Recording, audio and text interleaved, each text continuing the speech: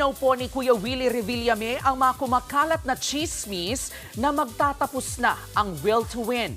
Sa episode ng programa kahapon, iginiit ni Kuya Willie na tuloy-tuloy ang pagbibigay ng saya at pag-asa ng kanilang programa. Sinabi niya po yan matapos maantig at magbigay ng papremyo sa dalawa nating kapatid na OFW sa Bahrain sa kanilang Hello Willie segment.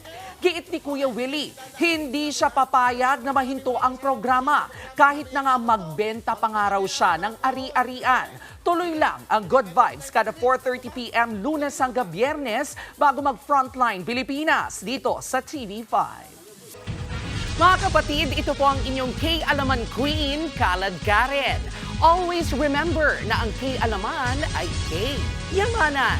Kaya para sa latest showbiz news at dagdag impormasyon, mag-follow at mag-subscribe sa social media pages ng News 5. Okay?